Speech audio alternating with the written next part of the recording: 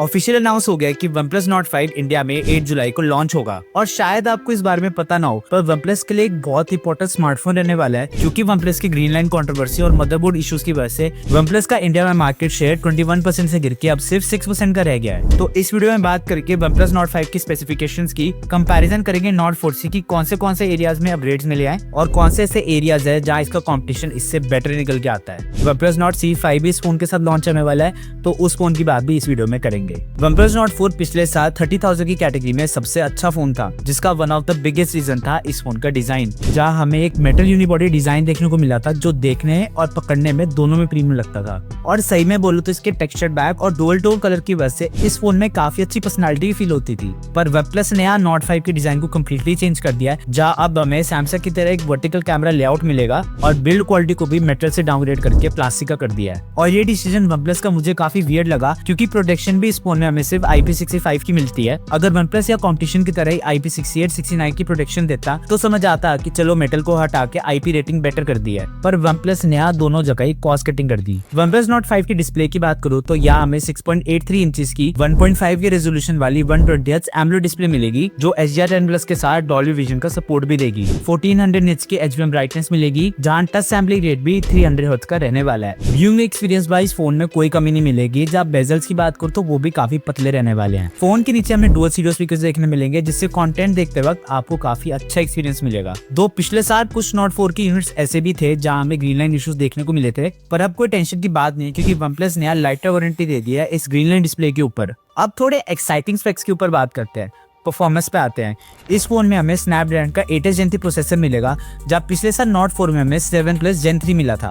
अब नाम से कंफ्यूज मत होना, ऑन पेपर इन दोनों प्रोसेसर की परफॉर्मेंस ऑलमोस्ट सिमिलर मिलती है, पर गेमिंग एक्सपीरियंस को और एनहांस करने के लिए OnePlus Nord 5 में हमें हार्डवेयर रे ट्रेसिंग का सपोर्ट मिलेगा, जिससे अब BGMI को आप 120 FPS और कॉल ऑफ ड्यूटी को तो आप 144 FPS में खेल पाओगे। गेमिंग करते हुए फोन ज्यादा गर्म भी ना हो, इसलिए इस फोन में हमें क्रायो वेलोसिटी की एडवांस कूलिंग सिस्टम भी मिलेगा, जो मेरे हिसाब से काफी अच्छी चीज है। LPDDR5X रैम और UFS 4.1 की फास्ट स्टोरेज भी मिलेगी, तो ओवरऑल देखा जाए तो फोन की परफॉर्मेंस काफी अच्छी लग रही है। इन स्पेक्स को अगर मैं कंपटीशन से कंपेयर करूं तो हो सकता है ये इस कैटेगरी का बेस्ट गेमिंग फोन ना हो, पर मेरे हिसाब से OnePlus परफॉर्मेंस के मामले में किसी और कंपनी से कम्पीट करना भी नहीं चाहता है, क्योंकि OnePlus को खुद भी पता है कि लोग OnePlus को सिर्फ परफॉर्मेंस के लिए नहीं बल्कि उसके सॉफ्टवेयर एक्सपीरियंस की वजह से भी लेते हैं। ये फोन भी out of the box Oxygen OS 15 के साथ आएगा, जहाँ आपको बिल्कुल एक मक्खन एक्सपीरियंस देखने को मिलेगा, क्योंकि OnePlus ने अपने सॉफ्टवेयर एनिमेशंस और AI फीचर्स पे काफी ज्यादा काम किया है। एक नई चीज भी जो है OnePlus ने ऐड करी है वो है प्लस की, जिसे पुराने अलर्ट स्लाइडर से रिप्लेस कर दिया गया है, जिससे अब आपको काफी कस्टमाइजेशन के ऑप्शंस मिलेंगे और एक काफी यूजफुल फीचर मिलने वाला है जिसका नाम है माइंड स्पेस। इस फीचर का ये फायदा है कि ये AI के थ्रू आपकी स्क्रीन पे कुछ भी होगा उसे डिटेक्ट कर लेगा और उससे सिमिलर कोई भी टास्क होंगे उसे ये ऑटोमेटिकली सेट भी कर देगा।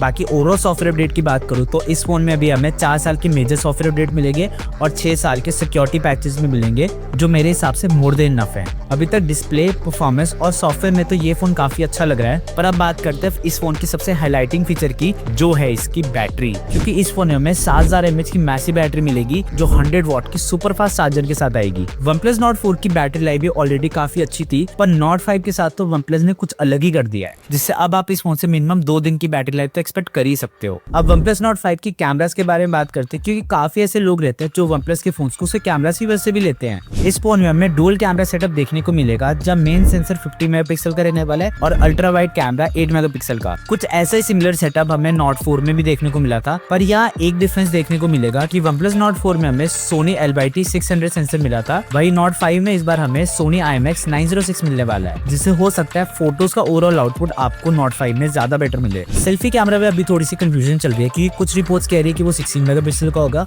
और कुछ रिपोर्ट्स कह रही है कि वो 50 मेगापिक्सल का होगा। पर्सनली मैं चाहता हूँ कि इस फोन का सेल्फी कैमरा 50 मेगापिक्सल का तो हो ही, क्योंकि OnePlus इस फोन का लॉन्च प्राइस अराउंड 33,000 रखेगा। वहीं Nord C5 की बात करूँ तो उसका स्टार्टिंग प्राइस 25,000 रुपए रहने वाला है। और देखा जाए तो OnePlus Nord C5 काफी सिमिलर भी Nord 5 से, क्योंकि यहाँ हमें almost similar camera, similar design, similar battery life और सॉफ्टवेयर सपोर्ट भी हमें बिल्कुल सेम मिलने वाला है। मेन डिफरेंसेस जो आपको देखने को मिलेंगे वो मैं बता देता हूँ। जहाँ प्रोसेसर हमें स्नैपड्रैगन की जगह MediaTek Dimensity 8350 मिलेगा, चार्जिंग 100 वॉट की नहीं बल्कि 80 वॉट की मिलेगी, स्टीरियो स्पीकर की जगह सिंगल स्पीकर, IP65 की जगह IP54 की रेटिंग और UFS 4.1 की जगह UFS 3.1 की स्टोरेज मिलेगी। ऑनेस्टली 25,000 के प्राइस के हिसाब से देखा जाए तो ये स्पेक्स काफी डिसेंट है। पर OnePlus Nord 5 का फाइनल वर्डिक्ट दूं तो जो कमी मुझे इस फोन में लगी वो है इसके कैमरास, क्योंकि जो इसकी कंपटीशन है Motorola S60 Pro और Nothing Phone 3a Pro, वो इसी सेम प्राइस रेंज में टेलीफोटो लेंस भी लेके आते हैं। और चलो टेलीफोटो लेंस को भी मैं एक बार साइड में रख दूं तो अल्ट्रा वाइड कैमरा भी इस फोन में सिर्फ 8 मेगापिक्सल का दिया OnePlus ने। अगर अल्ट्रा वाइड कैमरा का रेजोल्यूशन थोड़ा हाई होता तो चीजें थोड़ी और बेटर हो जाती। और जो एक और चीज जो मेरे हिसाब से बेटर हो सकती थी